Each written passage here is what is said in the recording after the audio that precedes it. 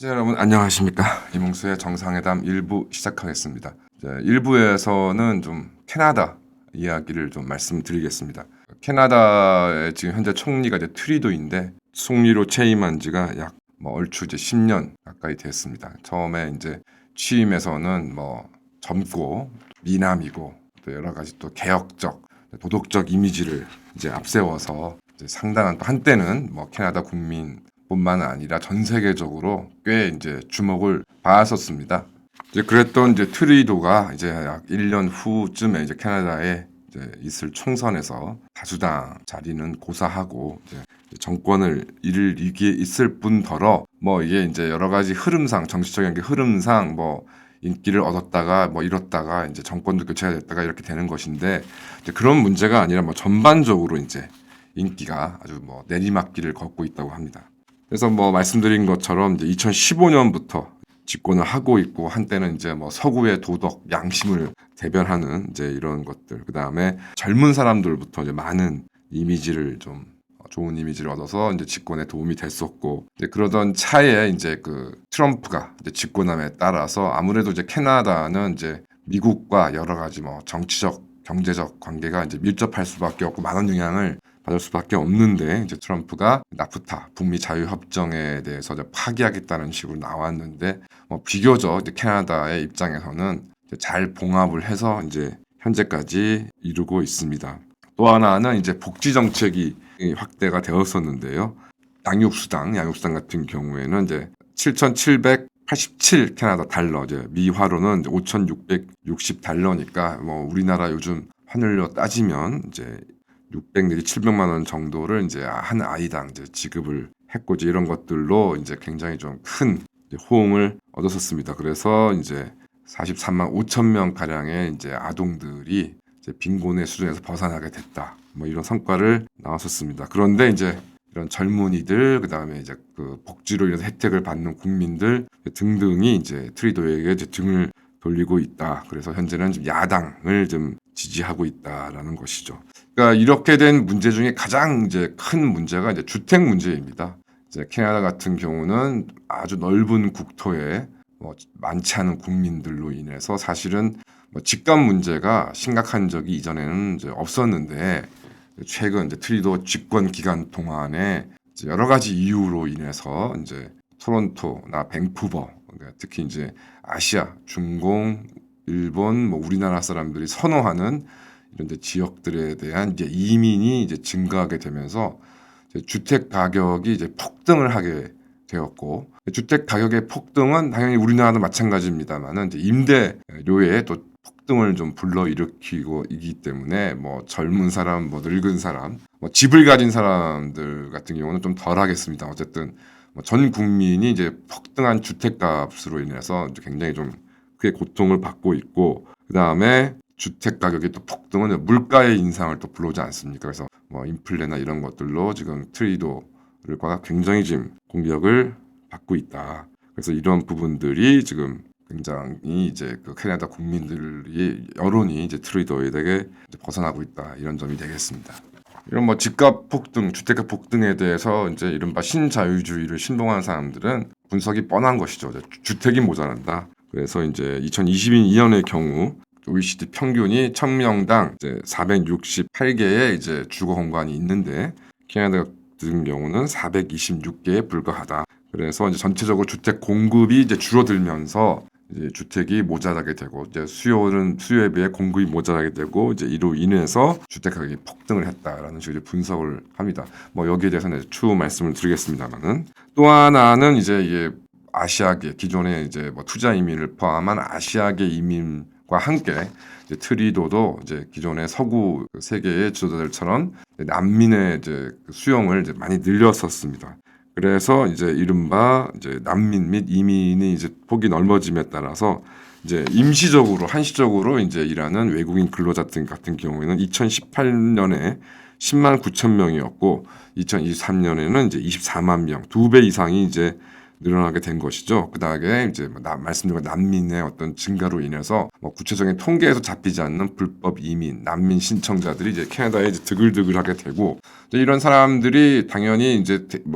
예전에 미국의 19세기에도 마찬가지입니다만은 이제 메이플라워를 타고 온 주류 영국인들은 아무도 이제 주인이 없으니까 이제 정착을 해서 주로 농업이나 이런 곳에 토지를 통해서 이제 농업이나 이런 것을 통해서 종사를 했던 반면에 1840년대 이후에 미국으로 이민을 온 이제 서구 백인들 같은 경우는 이제 주류가 독일계, 이제 아일란드계, 이탈리아계인데요. 이들은 이제 같은 경우는 이미 이제 여러 가지 미국의 기존에 있는 지역들은 이제 소유권들이 확립이 됐고, 그다음에 두 번째로는 이 사람들이 이제 아무런 기반도 없이 심지어 영어도 못하는 사람들이 이제 오다 보니까 자연스럽게 이제 뉴욕이나 이제 보스턴 같은 이제 일용직으로 좀 일거리가 있는 이런 대도시 지역에 이제 주로 이제 거주하게 되고, 이제 이것이 이제 확장됨에 따라서 이제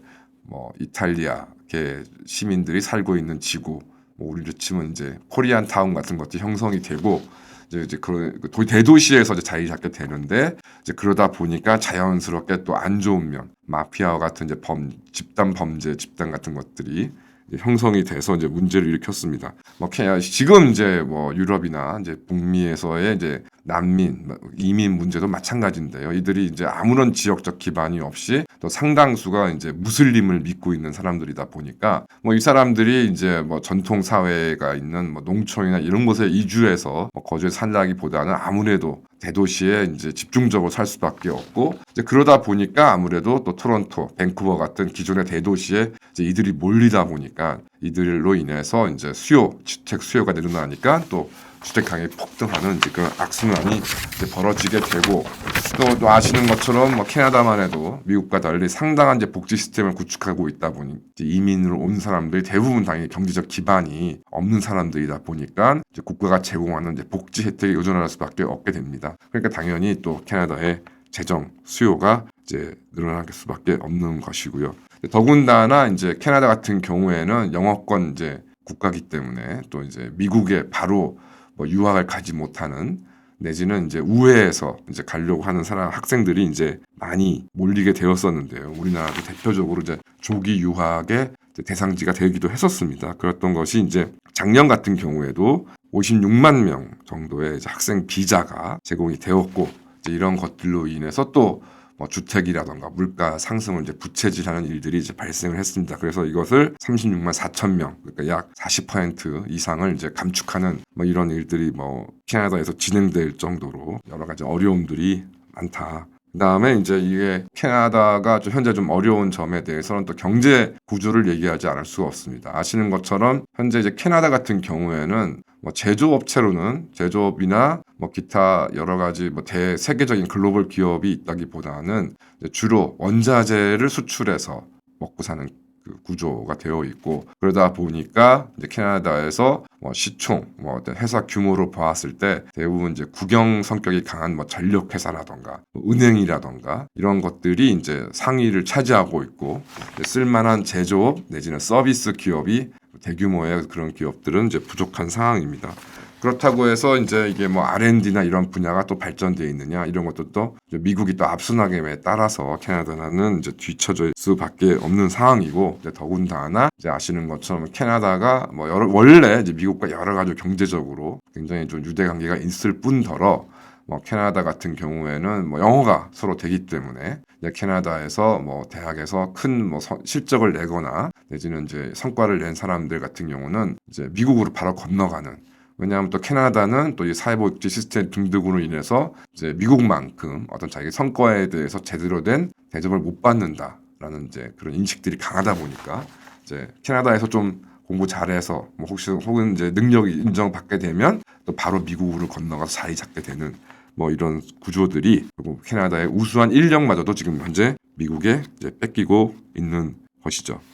더군다나 이제 이런 상황에서 이제 우리나라도 마찬가지입니다만 이제 코비드-19 이제 중공 코로나 사태로 인해서 굉장히 좀 어려움에 처해졌고, 특히 이제 캐나다 같은 경우도 아주 크진 않습니다만은 이제 관광 같은 거에 상당히 좀 의존하는 편이었는데, 이제 관광업 그런 관광과 관련된 서비스업의 유치됨에 따라서 현재 굉장히 좀 어려워지고 있다. 그래서 이제 이러저러한 물가도 폭등을 하고 주택 가격이 또 인상이 되다 보니까 캐나다 정부도 이제 이자율을 높여서 이제 이에 대처하려고 하고 있습니다. 그런데 이제 기존에 이전까지는 사실상 캐나다도 제로 금리에 가까울 정도로 주택 담보 대출이 이제 이루어졌었고 이것이 이제 30년 동안 이제 고정이 되어 있었던 상황인데 이런 것들로 인해서 또 서민들 같은 경우에도 이자 부담 같은 경우도 지금 이제 늘어나고 있는 것이고요. 그래서 지금 2021년 이후로 지금 이자율이 1.5%가 인상되어서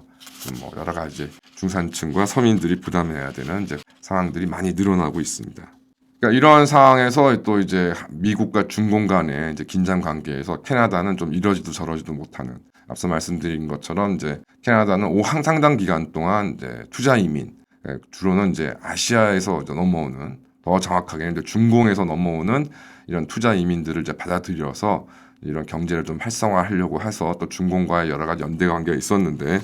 아시는 것처럼 중공과 미국의 대립이 심해지면서 이제 캐나다도 여기에 선택을 양자택일을 이제 강요받는 이제 그런 상황에 있고 뭐 아무래도 이제까지는 이제 캐나다가 수출하는 원자재가 대부분 이제 중공으로 이제 흘러가다가 이것들이 여러 가지 또 미국의 요구 등에 의해서 제약을 받게 되니까 원자재 수출업도 좀 어려움에 좀 처해져 있는 상황이고 여기다가 이제 앞서 말씀드린 것처럼 트리더가 뭐 도덕적 양심적 정책들을 이제 추진했었기 때문에 또 기후에 관련해서 뭐 캐나다가 정말 상당수의 이제 그 원유와 천연가스를 생산해서 수출하는 나라인데 또 이런 기후 문제에 대해서도 적극적으로 나서는에 따라서 뭐 탄소세를 이제 부과하게 되니까 이제 관련된 또 기업들이 또 위축될 수밖에 없는 이제 그런 상황에 이제 놓이고 있고 그런 상황에서 캐나다 정부 트리도가 이끄는 캐나다 정부가 이제 이런 탄소세 부과 등에 대해서 또 이제 불이익을 받는 업체들에 대해서 정당하게 이제 어떤 보상책을 제시해주지 못하는 그런 상황들로 점점 더 지금 이제 어려운 상황에 놓여 있습니다. 여기에 또 원전 문제가 이제 불거진 상황이고요. 또 친환경 정책을 추진하다 보니까 원전 건설 등에 있어서는 캐나다가 비교적 좀 소극적이었는데 뭐 이로 인해서 전력의 수급 문제라든가 이런 것들이 또 불거지고 있다고 합니다. 그래서 현재 이제 트리도 같은 경우에는 이제 이런 이제 자신의 집권기에 있었던 이제 문제들에 대해서 어떤 뭐 정책 전환이라든가 이런 것보다는 이제 그 비평 언론에 대한 이제 불만을 토로하고 있는 상황이라고 합니다. 그래서 뭐 언론의 이제 문제 제기가 뭐 과도하다, 사실이 아니다 이제 이런 식으로 이제 문제에 대응을 하고 있는데 뭐 당연히 이제 국민들이 같은 경우는 현실적으로 집값이 올라갔고 일자리가 별로 없고 그다음에 물가는 인상되는 이런 상황에서 여기에 대해서 제대로 된 대처를 하지 못하고 있는 트레이더에 대해서 불만을 가질 수밖에 없고 당연히 이제 이에 이제 반대하는 야당 이제 보수 정당에 대해서 지금 이제 그 지지를 높여가고 있는 상황입니다. 어쨌든 이제 트리도를 이제 보면 이제 말씀드린 것처럼 뭐 훤칠한 인물에 뭐 나름 뭐 도덕적 깨끗한 이미지, 그다음에 개혁적 이미지, 친환경 같은 것들을 앞세워서 이제 젊은 사람들로 하여금 이제 인기를 얻고 또 이제 그 복지를 확대함으로 인해서 또 이제 중산층과 서민의 지지를 이제 받았었는데 이제 근본적인 문제에 대한 해결을 도외시했던 것이죠. 어쨌든 여러 가지 기회가 뭐 캐나다도 연방 국가다 보니까 또 주택을 마련하고 하는 것이 쉽지 않은데 이제 각종 주택 건설에 대한 규제를 완화하지 않은 상태에서 이제 주택 가격의 폭등을 이제 사실상 방치했다고 볼 수 있고 또 반면에 이제 당연히 저희 생각하는 것처럼 공공주택 건설에 대해서도 이제 소극적이었기 때문에 지금 이제 중산층과 서민이 겪고 있는 이른바 주택에 관련된 이런 이제 고통들을 제대로 치유할 수 없는 상황에 지금 몰려 있습니다. 그래서 어찌됐건 뭐 어느 나라나 의식주 뭐 어지간한 이제 소득을 이루고 있는 나라에 있어서는 이제 은은 뭐 어떻게 보면 선택의 문제인 거고 식 같은 경우는 여러 가지 방법으로는 해결할 수 있는데 가장 이제 해결하지 못하는 문제들이 주택 문제이고 그러니까 캐나다 같이 땅도 넓고 인구도 별로 없는 나라에서 전체 국민의 5% 10%에 상당하는 이제 이민들이 이제 유입됨에 따라서 벌어진 이 문제들을 제대로 대처하지 못해서 이제 트리도가 인기를 잃고 정권을 이제 잃을 상황에 처해 있다. 누가 뭐라 하더라도 바로 이런 주택 문제, 뭐 요즘에 독일, 프랑스, 뭐 영국에서 벌어지고 있는 여러 이제 불만 이런 것들이 결국 주택 문제와 일자리 문제라고 볼 수 있는데요. 주택 문제와 일자리 문제라는 것도 이게 사실 별개의 문제가 아니라고 생각합니다. 결과적으로 생활비가 상승되는 요건이 이제 어느 정도 안정이 되면 자연스럽게 임금을 급하게 올릴 이유도 없는 것이고, 또 근로자들도